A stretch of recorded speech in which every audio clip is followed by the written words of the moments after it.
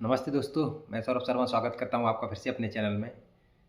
तो ये वीडियो अपन बना रहे हैं स्ट्रेटजी के रिगार्डिंग के जो एमटीएस 2026 में आने वाला है, उसके लिए अपनी क्या स्ट्रेटजी होनी चाहिए और किस तरीके से उसकी तैयारी करनी चाहिए, या जो बिगिनर हैं या जो रिपीटर्स हैं जो दे रहे हैं।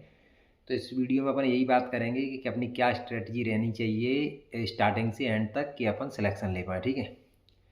तो सबसे पहले आप लोगों को सिलेबस पता ही होगा, मैं आपको मोटा मोटा बता देता हूँ कि तो जैसा कि आपको पता होगा कि एमटीएस का पैटर्न क्या है कि इसमें सेशन 1 सेशन 2 होते हैं, ठीक है। तो सेशन 1 में क्या होता है, सेशन 1 में मैथ्स और रीजनिंग रहता है, ठीक है, जिसका टोटल क्वेश्चन रहते हैं शायद 40 क्वेश्चन रहते हैं, ठीक है। 40 3 नंबर का एक क्वेश्चन रहता है, इसमें नेगेटिव मार्किंग नहीं है सेशन 1 में। तो 120 नंबर का ये रहेगा, इसमें आपको पास करना है, ठीक है। इसमें कुछ परसेंटेज रहता है, वो आपको पास करके फिर सेक्शन 2 में आप जाएंगे। सेक्शन 2 में इंग्लिश रहेगी और जीके रहेगी, जो कि लगभग 75 क्वेश्चन रहते हैं, ठीक है। जिसमें से 75 क्वेश्चन रहेंगे इंग्लिश और नहीं 75 नहीं, सॉरी 50 क्वेश्चन रहेंगे इंग्लिश के और जीके के मिला के 25-25, जो कि 3 नंबर का एक क्वेश्चन होगा जिसमें 1/3 नेगेटिव मार्किंग होती है। तो जैसा कि आप सभी को पता है कि जो मेरिट जाती है वो सेशन 2 से जाती है। सेशन 1 सिर्फ पासिंग है, जो पास कर जाएंगे वो सेशन 2 में हो जाएंगे। तो ये रहा अपना मोटा मोटा कि क्या सिलेबस है। अब सिलेबस में अपन आएंगे तो वही इंग्लिश, जीके, रीजनिंग, मैथ्स, ठीक है, ये है। तो अब अपन स्ट्रेटजी पे बात करते हैं कि अपन को किस तरीके की अप्रोच लेके चलनी चाहिए जिससे कि अपन सिलेक्शन ले पाए, ठीक है। तो सबसे पहले आपको एक पर्टिकुलर किसी भी टीचर्स का जिसका आपको समझ में आता है बैच खरीदो, या यूट्यूब से पूरा एक कोर्स कंप्लीट करो अपना, ठीक है। 6 महीने का, 5 महीने का, 4 महीने का, जो भी है, अपना प्रॉपर कोर्स तैयार करो, अपना प्रॉपर नोट्स तैयार करो इंग्लिश के, जीके के, मैथ्स के, रीजनिंग के, ठीक है। क्योंकि ऐसा नहीं है कि आपको एमटीएस ही देना, आगे और भी एग्जाम देने होंगे, उनमें भी ये सब आएगा। तो सबसे पहले जो आपकी प्रायोरिटी होनी चाहिए वो प्रायोरिटी आपकी होनी चाहिए कि सिलेबस कंप्लीट करना है।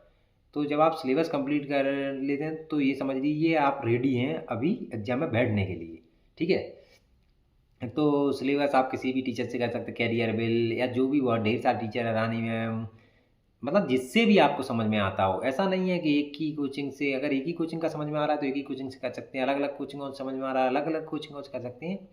बस सबसे ज़्यादा आपको जो पकड़ बनानी होगी वो इंग्लिश पे और जीके पे ही बनानी होगी, क्योंकि इंग्लिश और जीके से ही सिलेक्शन होगा, ठीक है। अब अपन बात करें कि इंग्लिश इंग्लिश आपको क्या करना है कि अपना सिलेबस कंप्लीट करना है। सिलेबस कंप्लीट करते समय अपने खुद के हैंड रिटन नोट्स बनाने, नोट्स से आपको 10% समझ में आएगा पहली बार में। अगली बार फिर आप रिवीजन करेंगे, 20% प्रैक्टिस करेंगे। तो ऐसे कर करके आपको बहुत अच्छे से इंग्लिश इंग्लिश का मैं एक चीज़ और बताऊँ, इंग्लिश हमेशा प्रैक्टिस से बढ़ती है। जैसे कहते हैं ना, practice makes a man perfect, वैसे ही जितनी आप प्रैक्टिस करेंगे आपकी इंग्लिश उतनी बेहतर होती जाएगी, ठीक है। अब ये हुई इंग्लिश की कॉम्प्रिहेंशन, आपको पढ़ रही है, आप इंग्लिश रीडिंग, बुक रीडिंग करिए छोटी क्लास की, समझ अपनी अंडरस्टैंडिंग बढ़ाइए उसमें कि कैसे क्या क्वेश्चन। और सबसे जो मेन बात रही, बुकैब बुकैब का बहुत इंपॉर्टेंट रोल है इंग्लिश में।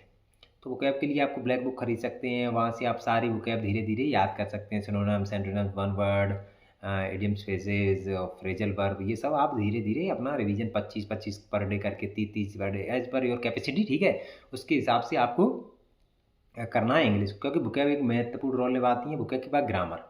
तो ऐसे करके आपकी इंग्लिश अच्छी हो जाए। इंग्लिश के लिए मैं टीचर आपको बता दे रहा हूँ, जैसे मैंने गोपाल वर्मा सर से पढ़ा था, गोपाल वर्मा सर हुए, रानी मैम हुई, निमिषा मैम हुई, ठीक है, जयदीप सर हुए, और एक RW के सर हैं। ये मतलब जिससे भी आपको बेहतर समझ में आए उससे आप करिए, इसमें कोई नहीं। अब आते हैं जीके पे, क्योंकि जीके का तो आप सबको पता है हमेशा ही से एक महत्वपूर्ण रोल रहा है। आजकल एसएससी में क्या, हर एग्जाम में जीके से सिलेक्शन होता है। तो जीके का अपन स्टार्ट करते हैं करंट से। आपको हमेशा 1 साल का करंट प्रिपेयर रखना है, 1 साल का करंट आपको हमेशा प्रिपेयर रखना है। और नो मैटर कि आप डेली पढ़ रहे हैं, आपको हमेशा मंथली करना है, क्योंकि डेली पढ़ने से करंट काफ़ी ज़्यादा हो जाएगा। हाँ, अगर आप पढ़ पा रहे हैं तो डेली पढ़िए, नोट्स बनाइए। पर अगर आप डेली नहीं पढ़ पा रहे हैं तो मंथली करंट अफेयर्स अपना तैयार रखिए, अपना नोट्स होने चाहिए खुद के। मैं करंट अफेयर्स के लिए मैं आपको बता देता हूँ, इंडोलोगस, कुमार गौरव सर, और भी 2-3 टीचर हैं। मैंने हालांकि कुमार गौरव सर और इंडोलोगस से पढ़ा था। तो ये हुई करंट की बात, आपको लगभग 1 साल का करंट तैयार रखना। अब आते हैं अपन जीके पे। जीके पे आप क्या करना है, history, polity, biology, physics, chemistry, ये जो जियोग्राफी, जो मेन मेन सब्जेक्ट है, इनको आपको निचोड़ पढ़ना है। निचोड़ इन द सेंस ऐसा नहीं है कि आपको यूपीएससी की तरह डीप पढ़ना है। जो मतलब ऐसे अच्छा अच्छा कंटेंट है, जो फैक्चुअल पूछा जा सकता है ना, वो पढ़ सकते, वो पूरा आप एक तरीके से, आप एसएससी का कोई बैच लेंगे तो वो जो टीचर कराएंगे वो आपको अच्छे से पढ़ लेना है। ये मेन सब्जेक्ट है। हालांकि इतना ज़्यादा वेटेज रहता नहीं है एसएससी में। एसएससी में सबसे ज़्यादा वेटेज रहता है करंट और स्टैटिक जीके का, ठीक है। तो करंट का मैंने आपको बताया।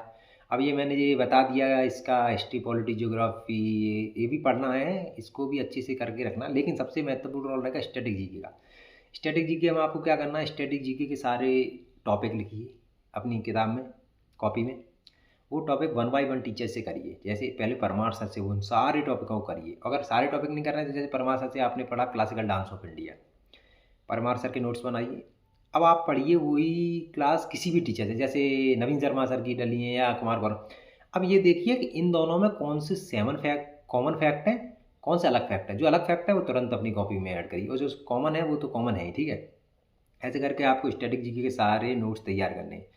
और आपको मेनली फोकस करना है स्टैटिक जीके, इंग्लिश और current. Static GK, current GK में, और इंग्लिश के लिए वोकैब और ग्रामर ये सब करनी है। और रीडिंग कॉम्प्रिहेंशन भी करना, क्योंकि जितना आपके पढ़ने का प्रैक्टिस रहेगा, जितना आपकी इंग्लिश में समझ होगी, उतना आप क्लोज टेस्ट कॉम्प्रिहेंशन अच्छे से कर पाएंगे, ठीक है। और जीके का तो ऐसा है कि जीके आपको बार बार रिवीजन करते रहना है। ऐसे ही मैंने किया था, क्योंकि आप सभी को पता है कि मैं बहुत सारे एग्जाम देता था, तो मेरे बहुत सारे एग्जाम क्वालिफाई भी थे। मैंने कभी पर्टिकुलर एमटीएस के लिए कुछ किया नहीं था, वो तो मैं देने गया और हो गया। चलो गॉड लक है, बढ़िया है, ठीक है। कुछ नहीं मिल रहा था उससे कुछ सही।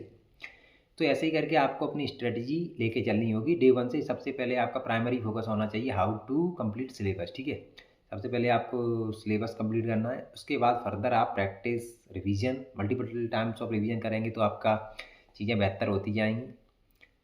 और बाकी नोटिफिकेशन भी आने ही वाला है एसएससी एमटीएस 2026 का। हालांकि इसका रिजल्ट पेंडिंग है, जुलाई में रिजल्ट आने के बहुत ज़्यादा चांस है। नोटिफिकेशन भी जुलाई अगस्त में आ जाएगा, ठीक है। एग्जाम भी आपका अक्टूबर नवंबर तक बताया गया है। तो उस हिसाब से आप तैयारी करते जाइए। बाकी आपको अगर कुछ स्ट्रेटजी में या कुछ आपके माइंड्स में डाउट है कि कैसे तैयारी करें, तो इसके लिए मैं टेलीग्राम चैनल की लिंक दे दूँगा अपने की, वहाँ आप ज्वाइन हो जाएँ। और मेरा इंस्टा और टेलीग्राम आईडी है, वहाँ आप मुझे मैसेज कर सकते हैं, ठीक है। तो आपके कोई भी डाउट हो तो आप मुझे बताइएगा और कमेंट करिएगा जो भी डाउट रहे। बाकी अपने भाई को ऐसे ही सपोर्ट करते रहिए, चैनल को लाइक शेयर सब्सक्राइब करते रहिए। और मैं जल्दी जल्दी और भी वीडियो लाऊंगा। अब मैं पर्टिकुलर इंग्लिश की स्ट्रेटजी भी लाने वाला हूँ कुछ दिन में, पर्टिकुलर जीके की स्ट्रेटजी लाऊंगा। और जो मेरा हाल ही में प्रमोशन में नाम आया है, तो मैं उसका भी आपको बताऊंगा कि कितने साल में एमटीएस से प्रमोशन हो गया, आप एलडीसी बन जाए। तो मेरे लिए अच्छी बात है कि मैं पास हो गया हूँ, तो मेरा नाम प्रमोशन में आ गया है। तो मैं उसके लिए भी एक पर्टिकुलर वीडियो बनाऊंगा। तो ऐसे ही मैं आप सबके सामने आता रहूँगा। तब तक आप लोग अपनी पढ़ाई जारी रखिए, अपने भाई को ऐसे ही सपोर्ट करते रहिए। Thank you.